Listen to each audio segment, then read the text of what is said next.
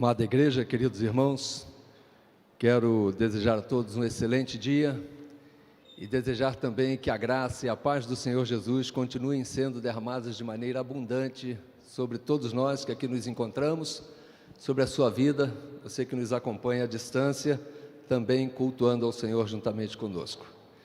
Minhas primeiras palavras são de gratidão a Deus por voltar à igreja, ao presencial, especialmente ao púlpito da igreja.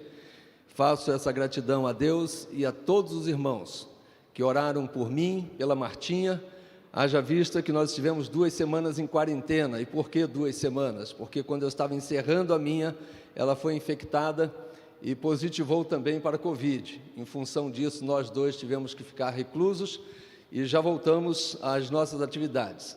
Ela, por orientação médica, permaneceu ainda hoje pela manhã, possivelmente à noite também em casa, mas já está bem e podemos glorificar a Deus dizendo: estamos curados em o nome de Jesus. Amém? Quero aproveitar para fazer uma gratidão e me permitam, aqueles que são gratos, em nome de vocês, em nome de você que está à distância também, porque nós temos visto como a nossa igreja tem sido carinhosa, atenciosa, orando uns pelos outros. E a gente que tem o microfone na mão fica fácil para agradecer, mas talvez você queira agradecer. E é em seu nome, em nome do rebanho, que nós estamos aqui agradecendo. Eu passei por isso, sei quanto foi e quanto sempre será importante a oração. E por isso eu faço esse agradecimento em nome de todos aqueles que já foram abençoados e alvos das orações uns dos outros. Que Deus continue nos abençoando e nos ajudando a viver esta vida de oração, para a honra e para a glória do Senhor. Em o nome de Jesus. Amém. Nós vamos abrir a palavra de Deus em Mateus capítulo 6, versículos 19 a 21 e também o versículo de número 24.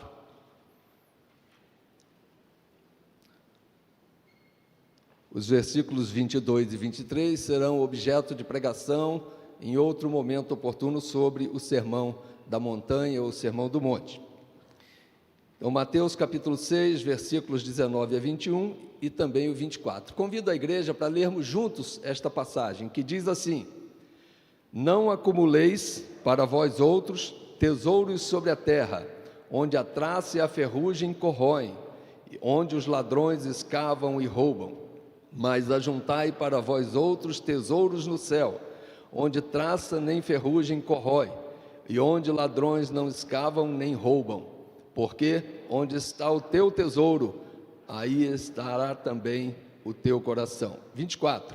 Ninguém pode servir a 2 senhores, porque ou há de aborrecer-se de um e amar o outro, ou se devotará a um e desprezará ao outro. Não podeis servir a Deus e às riquezas. Senhor, nós queremos ver a tua orientação neste texto e entendê-la. Nós queremos ver Jesus neste texto e nos nossos atos, nas nossas ações, a partir da tua orientação neste texto. Pedimos então estas bênçãos, fala ao nosso coração e usa-nos como instrumentos para a glória e louvor do teu santo nome. Amém. Meus irmãos, dia após dia, nós vemos, sobretudo na mídia, mas também vemos presencialmente pessoas perdendo a vida em função de bens, e muitas vezes de pequenos bens. Foi noticiado esta semana que um homem perdeu a vida aqui no Distrito Federal por causa de R$10. Fez uma aposta numa mesa de jogo de R$30 e por alguma razão, a reportagem também não soube explicar, pagou apenas 20. E aquele que se sentiu lesado voltou no dia seguinte e fez ou cometeu um homicídio, matando aquele seu devedor por causa dos R$10. Eu creio que essa seja uma notícia ruim, mas que abarca todas as demais, aquelas que pessoas perdem a vida por causa de bens. Além das questões de relacionamento, as questões da natureza. Está muito claro. A questão de Petrópolis, no estalar de dedos. Um exemplo, um pai que o filho estava na casa do vizinho, sobe uma ladeira para pegar aquela pessoa querida. E ao descer, a enxurrada tira das mãos dele a criança e leva. Tendo perdido aquele filho, ele corre para casa, e ao chegar na porta, a casa desaba, e ele perde a esposa e o outro filho ou filha. Perdeu toda a família, perdeu todos os seus bens. Ninguém está livre disso. Diante dos sofrimentos, infelizmente, muitos passam a valorizar aquilo que perdeu. E essa é uma primeira reflexão. Temos valorizado aquilo que Deus tem nos dado em todas as áreas e circunstâncias da nossa vida, em todos os momentos? Muitos tentam separar as questões espirituais das questões materiais. E nós vamos perceber neste texto, nessa breve reflexão, que Jesus nunca fez esta divisão. A palavra de Deus não nos faz esta divisão, mas mostra que aplicar bem as riquezas que Deus nos deu e administrá-las conforme ou para que fomos criados, porque quando Deus criou o mundo, Ele deu ao homem o gerenciamento para que nós pudéssemos tomar conta de tudo aquilo que Ele fez. E isto é uma marca de uma verdadeira e boa espiritualidade. Um exemplo nós temos numa das parábolas de Jesus, quando ele reprova a avareza de um homem que questionava a divisão de uma herança. E ele diz: quem me fez partidor ou juiz entre você e os seus irmãos? E ele profere uma palavra dizendo: o campo de um homem rico produziu com abundância. E este homem arrazoava consigo mesmo, dizendo: onde guardarei? E então ele derruba os silos, constrói novos silos para guardar todas as coisas. Mas Deus lhe disse: louco, esta noite te pedirão a tua alma, e o que tens preparado para quem será? Assim é o que entesoura para si mesmo e não é rico para com Deus. Muitas vezes a nossa ânsia de ter e cada vez ter mais, vamos construindo coisas nas nossas vidas para guardar aquilo que nós temos e ansiamos por querer mais e produzimos e fazemos estoque de muito mais. E muitas vezes nós achamos que isso está só relacionado às questões da prata e do ouro, mas vai além, vai nas questões emocionais e sobretudo espirituais. Não é errado, queridos irmãos, termos coisas. É Deus quem nos dá. O errado é permitir, na verdade, que as coisas nos tenham e a partir daí nos curvamos diante delas. Por isso, no versículo 21, Jesus, orientando aos seus discípulos, diz: porque onde está o teu tesouro, aí está também o teu coração. A questão são os resultados, a aplicação, a forma como nós administramos, e os resultados acabam sendo diferentes.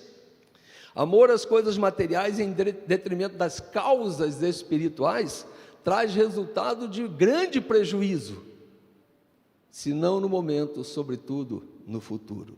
Mas se Deus nos concede riquezas e as usamos para a glória de Deus e para o bem-estar daqueles com quem nos relacionamos, o resultado é fartura de bênçãos. Quando nós depositamos aquilo que Deus nos dá e as administramos, as coisas que Deus nos dá, é para a glória de Deus e é para o bem-estar daquele que está ao nosso lado. O nosso texto, ele faz parte do Sermão do Monte, sermão que nós estamos reiniciando a série de mensagens. E eu chamo a atenção para Mateus capítulo 5, verso 1, que olhando Jesus viu uma multidão e trazendo para si os seus discípulos, como se assentando, passou a ensiná-los dizendo. Diversos estudiosos, comentários, teólogos defendem que Jesus não prega este sermão para uma multidão, ele prega para os seus discípulos, aos quais ele estava agora capacitando-os, formando-os para que pudessem continuar pregando à multidão, como estamos nesta manhã, mais uma vez, em o nome de Jesus, pela ação do Espírito Santo, fazendo-o. E Jesus então começa a capacitar seus discípulos, porque ele sabia da importância daquela tarefa. Ele sabia que ajudantes seriam necessários para compartilhar a sua missão. E ele precisava, para tanto, capacitá-los e enviá-los com a mensagem certa para todos os tempos, para todas as pessoas, para todas as raças, nações, em todas as situações, ou em todas as situações. Nós nos incluímos. E eu queria convidá-lo nesta manhã a se sentir assentado-se à presença ou na presença de Jesus, ouvindo a sua voz que fala ao nosso coração. William Barclay, comentando sobre esse texto, ele fala que é um grande erudito, ou melhor, que é um sermão sobre a ordenação dos 12. Ontem nós tivemos no nosso presbitério de Brasília sermão de ordenação de um candidato ao santo ministério. E depois ele foi examinado, e depois ele foi aprovado, e ele estourou em choro, de emoção, de alegria pelas lutas que ele tinha passado, porque ele vinha sendo capacitado para chegar à ordenação. O texto, quando William Barclay comenta, ele diz que este sermão de ordenação para os 12 é como Jesus estivesse fazendo uma parênese, ou seja, uma exortação, para que aqueles pregadores, como nós, pudessem sair dali a pregar o evangelho genuinamente puro.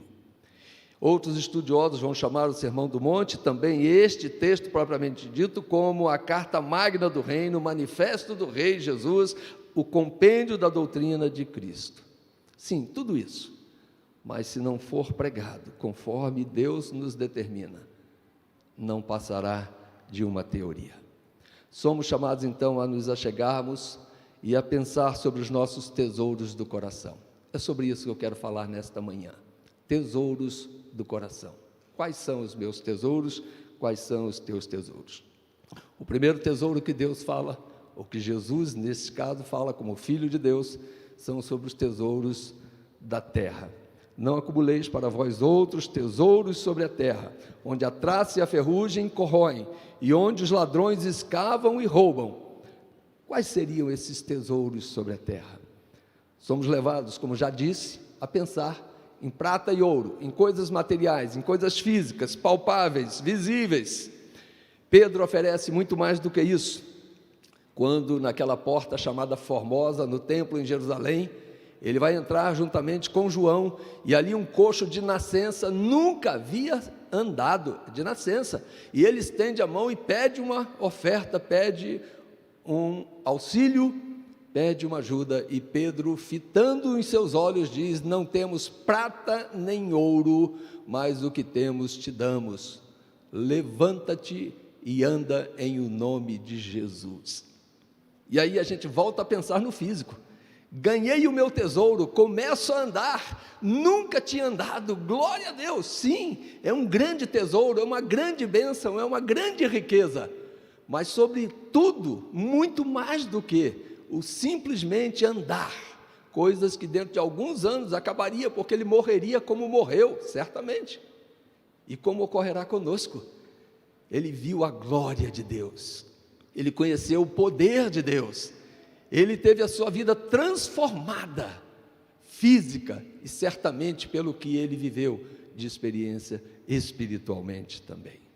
Muitas vezes nós buscamos o físico, queremos a cura, recebemos a cura, mas a nossa cura não vai ser para sempre, eterna para sempre no sentido físico, é eternamente amém, é a nossa salvação em Cristo Jesus, é a cura das nossas almas. E aquele homem viveu isso. Pedro ofereceu mais do que a cura física. Donald Carson, outro comentarista, ele cita João Calvino, e ele então diz, olha, Calvino fala sobre isso também, e diz assim: se a honra é considerada o mais alto bem de alguém, então a ambição assume o controle do homem. Tem muita gente querendo honra, orando nos cantos das praças, se apresentando como alguém tão importante. Se for o dinheiro, então logo em seguida a cobiça toma o comando da sua vida. Se for o prazer, então os homens com certeza degeneram em alegre satisfação dos desejos. Todas as coisas têm o seu lugar, na medida certa, sob a bênção de Deus e para a glória de Deus. Tanto que a palavra também diz, a quem honra, honra, a quem dignidade, dignidade, mas mediante a bênção de Deus e para a glória de Deus. Toda honra, a maior honra, é para Deus, ainda que nós recebamos como reflexo honra daquele que nos honra. Nós vemos também, neste texto e perguntamos: o que seria a ferrugem? O que seria a traça e os ladrões quando Jesus ali está falando? Poderíamos analisar aqui que as coisas eram guardadas em grandes caixas e ali havia traça, talvez como nos nossos armários de hoje. Metais eram guardados às vezes em cavernas para que não fossem roubados, mesmo assim os ladrões faziam arrombamentos. Hoje explodem com carros fortes, bancos, caixas, enfim, nada mudou no sentido físico, mas tudo isso que Jesus diz representa tudo aquilo que deteriora e que põe fim aos nossos bens terrenos, tudo aquilo que nos leva a perder ou leva a perder o valor daquilo que nós temos, diminui o valor, que limita ou que encerra o propósito daquilo que nós temos. Enfim, Jesus vai citar aqui um exemplo de que a traça, a ferrugem e os ladrões põem fim naquilo que é passageiro e que é temporal. Então, se nós fôssemos pegar alguns exemplos: alimento que mofa, vestes que envelhecem e rasgam, campos que ficam infestados de ervas daninhas.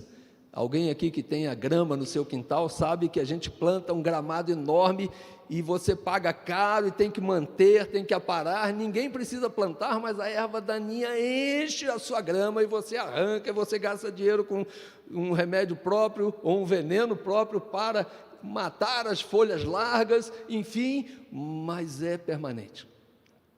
Fruto de quê? De que nós vemos que todas as coisas, ainda que belas, passam, terminam e têm um fim, de forma que os muros e os tetos caem. Vários textos bíblicos mostram sobre isso. Passei pelo campo do preguiçoso, e aí vem a questão: preguiçoso é aquele que não busca, um sentido, um sinal não só de quem não faz nada, mas daquele que espiritualmente não busca o Senhor, que negligencia. E vi junto à vinha dele um homem que estava dizendo: meu campo está cheio de espinhos, a sua superfície coberta de urtigas, e o seu muro de pedra está em ruínas. Isso está em Provérbios 24:30. Eclesiastes, sobre a sabedoria, fala: pela muita preguiça, também daquele que não busca o Senhor, desaba o teto, e pela frouxidão das mãos goteja o telhado da casa. Acrescentando a uma lista interminável, nós temos aquilo que já falamos sobre as intempéries. Nós muitas vezes perdemos porque não há manutenção, no sentido físico. No sentido espiritual, precisamos manter constantemente a percepção de que aquele que está de pé veja que não caia, porque o pecado está tenazmente nos assediando. Então, às vezes nós guardamos os tesouros materiais, temporais, e esquecemos das questões espirituais. Quantos na vida financeira tomam sustos nas suas aplicações, nas crises de mercado, nos gastos associados a enfermidades, falências e muitos outros que deterioram a nossa condição de vida, sobretudo vida digna. Tenho um parente que trabalhou na Varig durante anos, cerca de 18 anos perdidos, sem um centavo de qualquer indenização, quando decretada foi a falência daquela empresa. Grande empresa, que os mais velhos usufruíram dos seus confortos em voo. Mas o que nós lembramos também nessa história é que muitos colegas deste parente chegado que eu tenho, que ali trabalhou, suicidaram-se porque perderam seus bens materiais, porque perderam o glamour do voo e agora não sabiam o que fazer, entraram em depressão e chegaram a tirar a própria vida. No meio dessa degeneração física, material, está o nosso corpo. Quando o salmista Moisés fala no Salmo 90 a respeito disso, a nossa idade pode chegar a 70, 80, uma longevidade maior, até 90 hoje, mas no final disso tudo é canseiro e enfado, e nós vamos deteriorando. É por isso que eu estou careca, é por isso que eu estou de cabelo branco. Me desculpem a referência pessoal, mas para não dizer de você, mas é assim que estamos. É por isso que nossas juntas doem. É aquela história da idade da junta, junta tudo e joga fora, né? Porque para muitos a ideia de que findou essa vida acabou, mas junta tudo e entrega nas mãos de Deus. Amém, igreja? E espera no Senhor e glorie-se no Senhor. E com todas essas questões materiais, físicas, vai-se o emocional, vai-se a paz, a alegria, vai tudo embora. Todavia, Paulo diz, olha, tem uma condição, tem uma solução para isso. E a solução está, portanto, se foste justificado juntamente com Cristo, buscai as coisas lá do alto, onde Cristo vive assentado à direita de Deus. Nós lemos este texto no início do culto, você se lembra? Pensai nas coisas lá do alto, não nas coisas que são aqui da terra, porque morrestes e a vossa vida está ocultamente com Cristo em Deus. Nós temos direito de usufruir daquilo que Deus colocou em nossas mãos. Sempre lembrando, tudo vem dele e tudo é para ele, para a glória do Senhor. Mas não se pode comparar com a glória que está no porvir. Portanto, Jesus exorta, ajuntai para vós outros tesouros nos céus, ou no céu. Ajuntai para vós outros tesouros no céu, onde a traça nem ferrugem corrói e os ladrões não escavam nem roubam.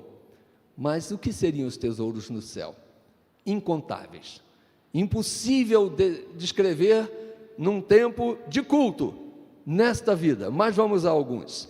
Reconciliação com Deus, perdão dos nossos pecados. Ele nos libertou do império das trevas e nos transportou para o reino do Filho do seu amor, no qual temos a redenção, a remissão dos pecados. Quer maior bênção do que essa? Não obstante, alegrai-vos, porque hoje nós podemos trabalhar na obra. Alguns podem e fazem, inclusive, já fizeram na submissão dos espíritos, e os discípulos começaram a ficar inchados e vaidosos, honrados com isso, e Jesus diz então, mas se gloriem, porque o vosso nome está arrolado nos céus.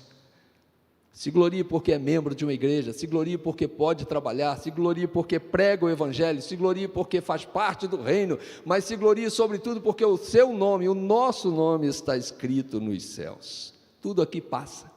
Um dia eu deixarei de ser pastor, um dia eu deixarei de ser pregador, um dia eu deixarei de estar com vocês, mas um dia estaremos juntos no céu. Amém? Olhemos para as mansões celestiais. Na casa de meu pai há muitas moradas. Se assim não for, eu vou-lo teria dito, vou preparar lugar. E quando eu for e preparar este lugar, voltarei para vós outros e vos receberei para mim mesmo, para que onde eu estou estejais vós também, eternamente. Amém. A paz, a alegria, a vitória em Jesus, ainda que venham as aflições, elas são eternas. Este é um outro tesouro que temos. Quando Jesus diz, deixo-vos a minha paz vos dou, não vou-la dou como o mundo a dá. Não se turbe o vosso coração, credes em Deus, credes também em mim, não se atemorizem. Isso é um tesouro de Deus. Esta paz que enche a nossa alma não é porque tudo nos vai bem, gente, mas é porque na letra do hino diz, ou do cântico, eu amo ao meu Senhor, mas nós amamos porque Ele nos amou primeiro. É porque nós somos amados pelo nosso Senhor. Assim sendo, deixo-vos a paz. Mas Jesus disse também, tenho-vos dito isto, estas coisas, para que o meu gozo, a minha alegria esteja em vós, e o gozo seja completo.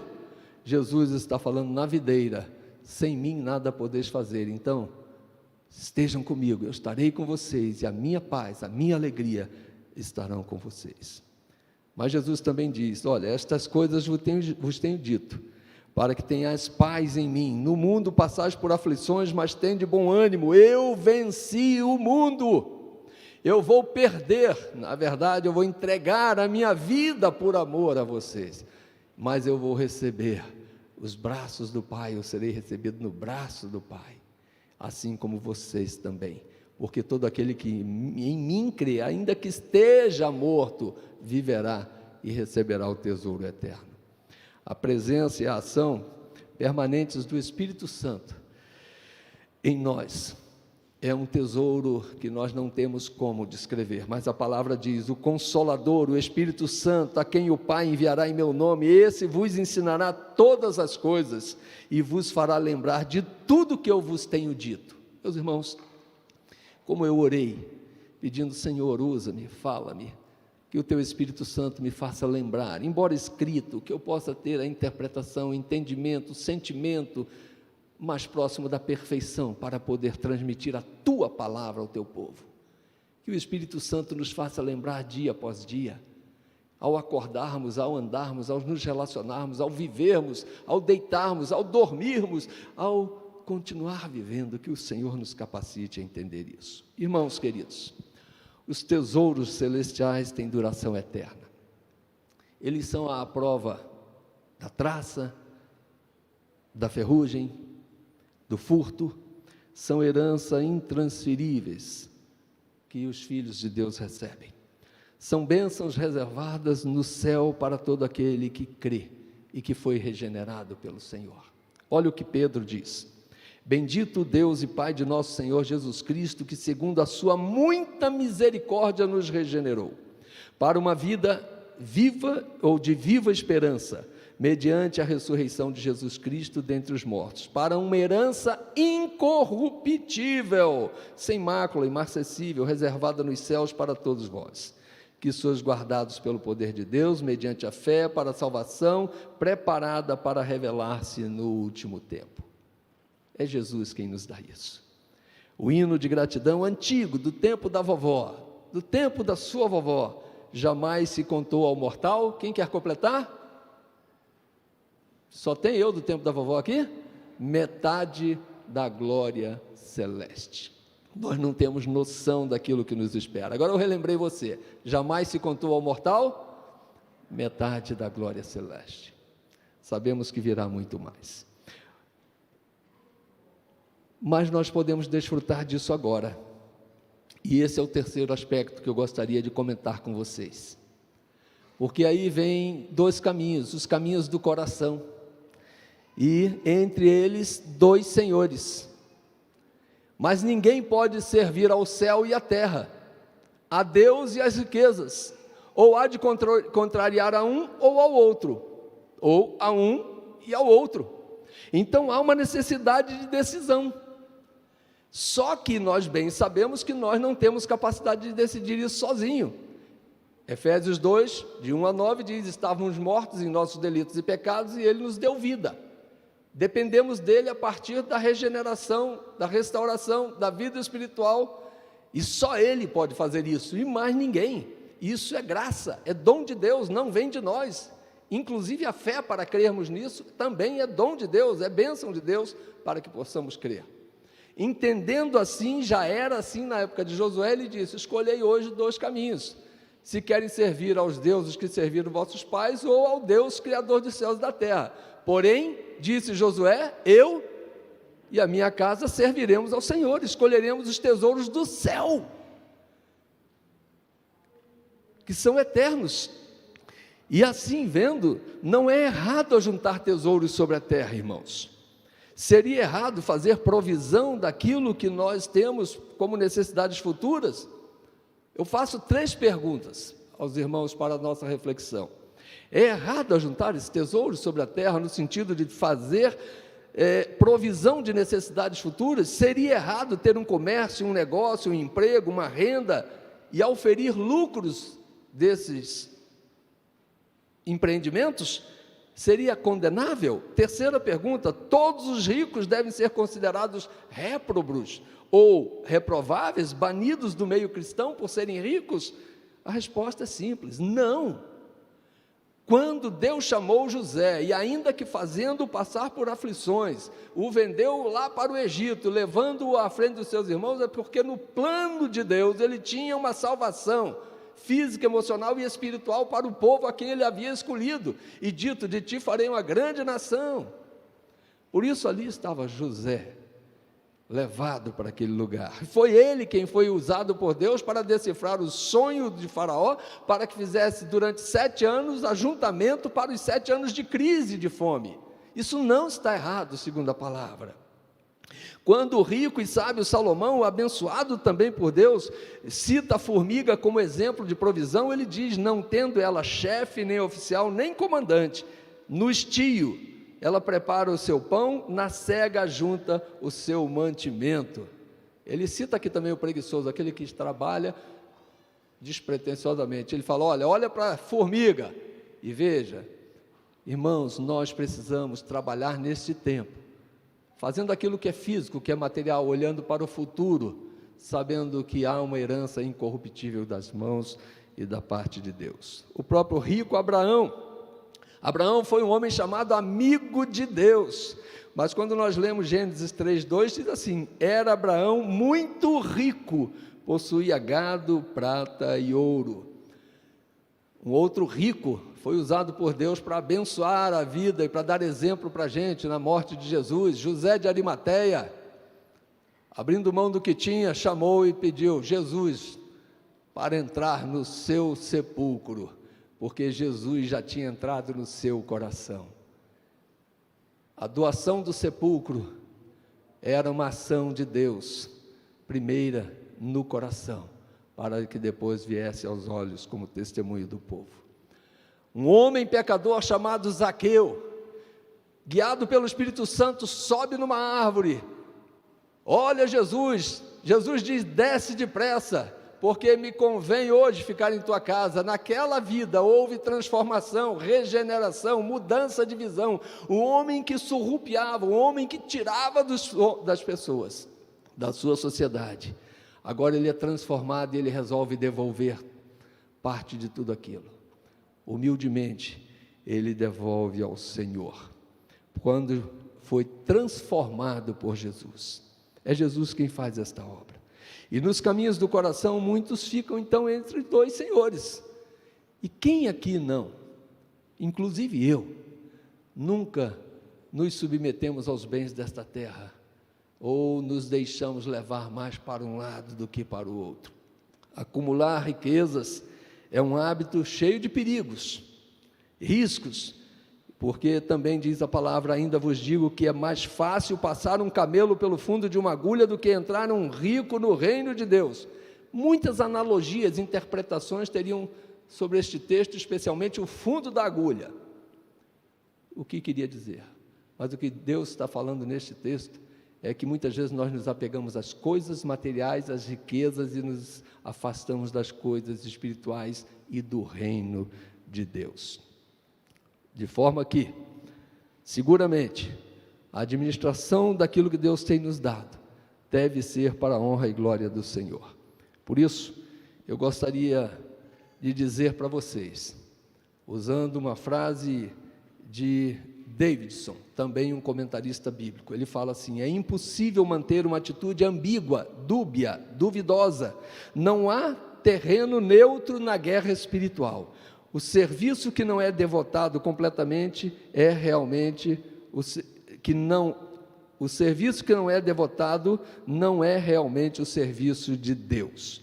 Mamon é a palavra aramaica que significa riquezas, e neste contexto representa o dinheiro e interesses humanos. E ele diz então: não há como ficar no meio termo, em cima do muro, sem uma decisão. E então eu digo: escolhei hoje a quem servis, a quem servir, ou a quem sirvais. Já citei Josué, mas é a nossa hora. Jesus estava falando aos discípulos, mas agora é a nossa hora. E a aplicação que nós fazemos neste momento é, primeiro, que nós somos incapazes dessa decisão sozinhos, sem chance. Quando Jesus estava falando aos seus escolhidos, eleitos, seus chamados, seus discípulos, ele estava capacitando-os. Mas Jesus sabia das suas limitações e por isso disse: sem mim nada podeis fazer. Já citei isso anteriormente. Contudo, nós vemos que Jesus disse: eis que estarei com vocês todos os dias até a consumação do século, até o final da vida de vocês aqui, porque lá estaremos eternamente também. Somos convidados então a esta atitude, e a primeira aplicação que eu quero propor a vocês é uma vida consagrada ao Senhor. A partir do momento que eu creio em Deus, eu posso fazer todas as coisas. Creia em Deus e faça o que quiser. Creia em Deus e saiba definir o tesouro, no céu ou na terra. Como fruto dessa consagração, dessa entrega, reconhecer que tudo o que temos e que somos vem do Senhor, é do Senhor e é para a glória do Senhor. A minha vida é do Senhor. A minha amada esposa é do Senhor. As minhas 2 filhas é do Senhor. É preciso ter fé e coragem, eu te convido a isso. Os meus 4 netos são do Senhor. E quem é avô sabe do que eu estou sentindo. Quando eu digo, é Ele quem dá. E o dia que Ele quiser, Ele tira qualquer um de nós. E o que Ele quiser de cada um de nós. Tudo é dEle. Sob o controle dEle. Para a glória dEle. Mas, quando nós fazemos essa consagração, essa entrega, esse entendimento, nós podemos expressar isso. Uma das maneiras é entregando nossos dízimos e nossas ofertas para que haja manutenção na casa do Senhor. É a palavra quem nos orienta. É o Espírito quem nos convence. Porque de nós mesmos também não temos condições de entender, de aceitar e de praticar isto. E hoje nós podemos começar isto, ofertando, levando as cargas uns dos outros. Pode colocar aquela tela de Petrópolis, por favor? Está aí, olha. Fotografe. Peça essa imagem via grupo. Nós vamos difundir nos grupos da igreja. Irmãos queridos, ontem eu recebi um áudio de um pastor que a minha irmã mandou, e eu deduzo que seja do segmento religioso, ou melhor, da denominação dela, metodista, eu não sei, ela está me ouvindo agora certamente, pastor Wilker, chorando e dizendo, irmãos, chorem diante de Deus, porque a situação aqui em Petrópolis está lá, é muito maior, muito pior do que a mídia pode mostrar. Conversei com o pastor Robson, da Igreja Presbiteriana de Petrópolis, que eu trago no meu coração, foi a igreja que eu convivi na minha mocidade. Ele falou, pastor, a coisa aqui está muito pior do que a mídia está mostrando. Pastor Roberto Brasileiro, no vídeo que vimos, nos convida, nos incita a fazer isso, para a glória de Deus, como expressão do amor de Deus, como aplicação daquilo que Deus está falando aos nossos corações nesta manhã, como uma busca e uma entrega ao mesmo tempo ao reino de Deus, na certeza que as demais coisas nos serão acrescentadas, irmãos. A palavra nesta manhã nos convida a escolher entre o céu e a terra, tesouros no céu, tesouros na terra, e a servir a quem? Qual dos dois senhores? Não tenho dúvida de que nós já fizemos uma escolha, mas que o Espírito Santo nos capacite a colocar em prática. Que o Senhor Jesus ilumine a nossa mente e que a gente possa realmente ter a certeza de que, uma vez confirmado o valor da nossa fé, muito mais preciosa do que ouro perecível, mesmo apurado em fogo, redunde em louvor, glória e honra na revelação de Jesus Cristo. Nossas ações precisam revelar Jesus Cristo para o próximo. Nossas ações precisam ser para a glória de Deus. Que o Espírito Santo nos abençoe. Aplique em nossos corações esta palavra. E que cada um de nós, antes de levantar-se deste banco, nesta manhã, na sua casa onde você nos ouve, e ouve ao Senhor, possa tomar uma decisão que seja para a glória de Deus. Esta é a palavra de Deus nesta manhã, em nome de Jesus. Amém. Pastor Marcos.